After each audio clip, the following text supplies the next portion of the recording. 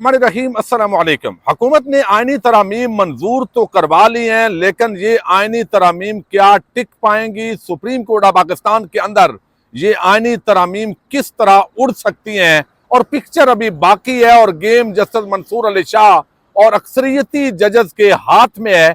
इसकी कुछ तफसील मैंने आपके सामने रखनी है। और आइनी तरामीम जो हुई हैं इसके अंदर इतने नकायस हैं जो साथ साथ आपको मजीद समझ आते जाएंगे। और एक नुक्स ये है कि पहले चीफ जस्टिस पर पहला बड़ा फड्डा वो क्या है वो भी आपके सामने रखना है। लेकिन बड़े अफसोस का मकाम ये है कि ये वो जगह है, आप देखिए अभी चंद दिन पहले SCO कॉन्फ्रेंस हुई और उस कॉन्फ्रेंस के लिए ये बड़ा इस हिस्से को जो है वो सजाया गया। हर तरफ लगता है कि इस्लामाबाद के अंदर बड़ी बहार आई हुई है, हालांकि आगे खज़ां का मौसम आने वाला है। और ये शराय दस्तूर आगे सुप्रीम कोर्ट ऑफ पाकिस्तान, इधर पार्लियामेंट से लाइटिंग और साथ ही ऐवान सदर, और ये सारी चीजें जो है बुनियादी तौर पर ये अलामत है रूल ऑफ लॉ की कि ये अवाम के नुमाइंदे, मुंतखब नुमाइंदे जो अवाम के वोटों के जरिए यहाँ पार्लियामेंट के इन ऐवानों के अंदर बैठेंगे। लेकिन कितने बड़े अफसोस का मकाम है कि आज इस आइनी तरामीम जिस तरीके से हुई, लोगों को अगवा करके, लोगों को डरा धमका के और फिर लोगों को जिस अंदाज के अंदर जो पार्टीज हैं उनको तोड़ने की कोशिश, और इसको अभी केक काट के सेलिब्रेट किया है फैसल वाडा ने। फैसल वाडा अब उसके अंदर इतना उन्होंने घटिया एक तरीके से वो पोज बनाया, वो मैं यहाँ आपके सामने बना नहीं सकता। और वो पेशेनगोइयां कर रहे हैं कि तहरीक इंसाफ के अंदर फॉरवर्ड ब्लॉक बन गया और अब उसको जीरक शख्स जो है वो लीड करेगा। ये MQM की तरह तहरीक इंसाफ, इमरान खान ये खत्म हो गए हैं। और भाई ये बात तो आप पिछले 3 साल से कह रहे हैं, पिछले 2.5 साल से कह रहे हैं, लेकिन आप खत्म हो गए हैं। इमरान खान या तहरीक इंसाफ खत्म नहीं हुई। इमरान खान के सामने इस वक्त भी आप जीरो नजर आ रहे हैं। चूंकि ताकत के बलबूते पर आर्जी तौर पर हुक्मरानी की जा सकती है, लेकिन पुरअमन तौर जो मुस्तकिल तौर पर ये सिलसिला जो है वो कायम नहीं रखा जा सकता। अब ये जो आइनी तरामीम हुई है इसके अंदर मैं आपको बताता हूं कि इस वक्त एक तो कौमी असम्बली, चूंकि इस वक्त कौमी असम्बली का इजलास शुरू हो चुका है, सेनेट से अप्रूवल हो गई, 65 अरकान ने 2/3 अक्सरियत के साथ ये वोट दिया है और उसमें तहरीक इंसाफ के एक भी लोटे की जरूरत नहीं पड़ी।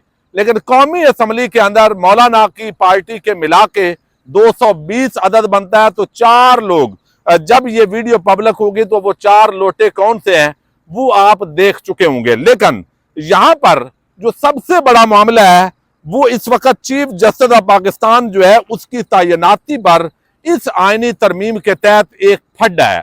फड्डा ये है कि जो आइनी कमेटी है, बुनियादी तौर पर एक पार्लिमानी कमेटी, वो इसके अंदर अप्रूव हुई है आइनी तरमीम के अंदर कि वो पार्लिमानी कमेटी हुकूमत और अपोजिशन के बराबर बराबर अरकान पर मुश्तमिल होगी, जिसमें कौमी असम्बली के अंदर टोटल 8 अरकान होंगे, 8 में 4 हुकूमत, 4 अपोजिशन, और सेनेट के अंदर 4 मेंबर होंगे और 4 में से 2 हुकूमत, 2 अपोजिशन।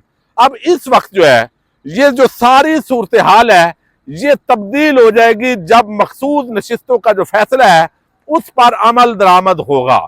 और अमल दरामद नहीं होगा ये सवाल अब आउट ऑफ क्वेश्चन है। अगरचे अब अचानक तौर पे ये तवक्को थी कि जो सिकंदर सुल्तान राजा है वो कोई अचानक इजलास करके कोई गेम करेंगे और उसके जरिए मखसूस नशिस्तें जो है वो जो नून लीग को दी हुई थी वो वापस कर दी जाएंगी और उसके बाद फिर उन लोगों के जरिए यहाँ पे वोट लिए जाएंगे। लेकिन ऐसा मामला जो है वो नहीं हुआ। अब जो है वो 2/3 अक्सरियत के साथ अगला चीफ जस्टिस ऑफ पाकिस्तान बनना है 3 के पैनल के अंदर से। यानी 3 इस वक्त कौन से हैं? एक जस्टिस मंसूर अली शाह, एक जस्टिस मुनीब अख्तर, एक जस्टिस याह्या अफरीदी। अब ये 3 में से एक बनना है और इसके लिए 2/3 अक्सरियत चाहिए। यानी कौमी असम्बली और सेनेट की जो 12 रुकनी पार्लिमानी कमेटी है, अब ना वो अपोजिशन के पास 12 होंगे और ना ही हुकूमत के पास होंगे, लेकिन अक्सरियत जो है उसको अकलियत मुतासर करेगी और बाद औकात अकलियत को अक्सरियत मुतासर करेगी। अब वो किस तरीके से, अब यहां पर जो है इस सारे मामले में जो पहला चीफ जस्टिस बनना है वही नहीं बन सकता जब तक ये पार्लिमानी जो कमेटी है ये कंसेंसस ना करे। और उसके लिए जरूरी होगा, इस वजह से कहा जा सकता है कि पहला जो चीफ जस्टिस होगा वो होगा जस्टिस मंसूर अली शाह, लेकिन जो आईनी बेंच है उसका सरबराह बना दिया जाएगा जस्टिस याहिया अफरीदी को, जिसकी ज्यादा तवक्को है। मुनीब अख्तर चूंकि आउट ऑफ क्वेश्चन है, हुकूमत किसी तौर पर भी उनको कबूल नहीं करेगी। तो पहला फड्डा जो है वो है चीफ जस्टिस ऑफ पाकिस्तान की तैनाती पर, और वो हुकूमत और अपोजिशन दोनों की बराबरी होनी है, और अगली बार भी यही मामला होगा और जजेस की तैनाती की कमेटी जो है वो अपनी जगह होगी। अच्छा, अब दूसरी जो बड़ी बात है वो ये है कि इलेक्शन कमीशन ऑफ पाकिस्तान ने फैसले पे अमल दरामद करना है, क्योंकि अब कादी तो किस्सा माजी हो गया, निशान इबरत हो गया। अल्लाह ताला ने इस कौम से कम अज कम अजाब की शक्ल में वो जो शख्स एक जो है वो चीफ जस्टिस की कुर्सी पे बैठा हुआ था वो तो चाह रहा है, यानी वो चला जाएगा। Justice Mansoor Ali Shah chief justice हो गए। अब ये तो नहीं हो सकता कि उस फैसले पे अमल दरामद ना हो, तो अमल दरामद होगा, तहरीक इंसाफ की वो नशिस्तें वापस आएंगी। ना सिर्फ वो मखसूस नशिस्तें वापस आएंगी, बल्कि अब जो खैबर पख्तूनख्वा से नशिस्तें हैं, मखसूस नशिस्तें, वो भी वापस आएंगी। तो उसके बाद सेनेट के अंदर तहरीक इंसाफ अक्सरियती जमात बन जाएगी। ये बात याद रखें। अब चूंकि कादी नहीं है तो लिहाजा ये बात तो होगी।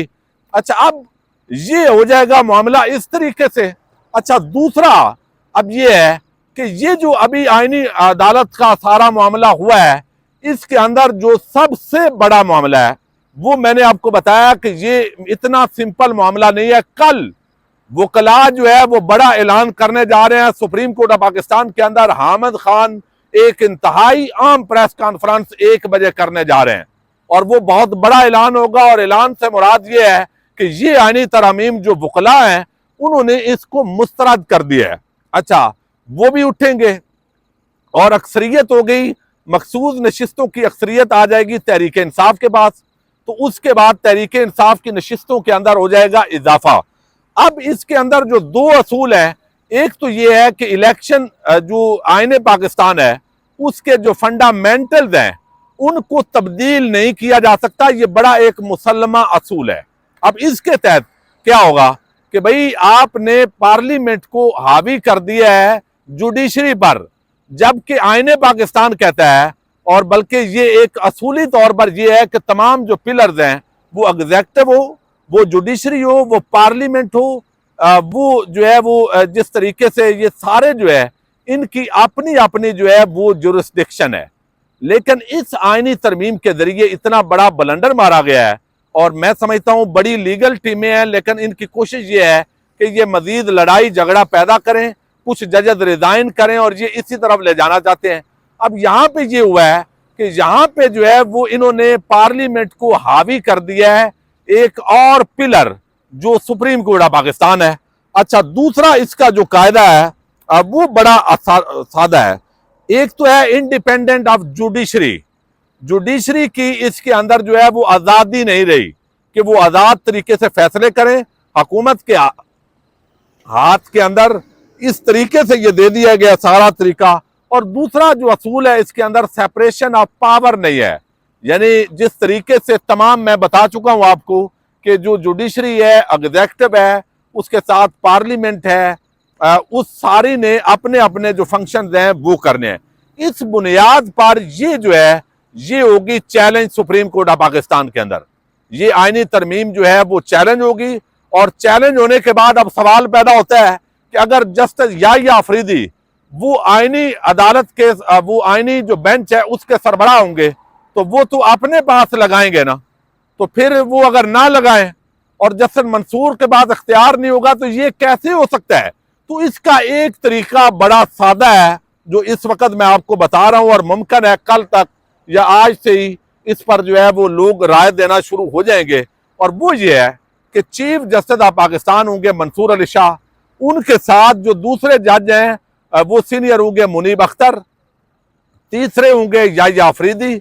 अब प्रैक्टिस एंड प्रोसीजर जो एक्ट बनाया इसी हुकूमत ने खुद, इस हुकूमत के उस प्रैक्टिस एंड प्रोसीजर एक्ट के तहत जो कुछ हुआ है उसके जरिए जो बेंच बनाने हैं वो तो बेशक आईनी अदालत के बेंच तो बनाएगा आईनी बेंच, लेकिन जो फुल कोर्ट है सुप्रीम कोर्ट ऑफ पाकिस्तान का वो तो इसके जरिए बनाया जा सकता है भाई। तो अगर कल को ये आईनी तरमीम चैलेंज होगी सुप्रीम कोर्ट ऑफ पाकिस्तान में और दो जो सीनियर जजेज हैं वो प्रैक्टिस एंड प्रोसीजर एक्ट के तहत वो अगर उसको फुल कोर्ट के अंदर मुकर्रर कर देते हैं कि ये जुडिशरी पर बहुत बड़ा हमला है और इस तरीके से सेपरेशन ऑफ पावर मुतासर हुई है, तो फिर आप अंदाजा करें कि वो जो 8 जजेज हैं उनके साथ मजीद 1-2 जजेज मिला के तो अक्सरियत जो होगी जुडिशरी की वो इस पूरी आईनी तरमीम के ये जो हिस्से हैं इनको नल एंड वाइड करार दे सकती है।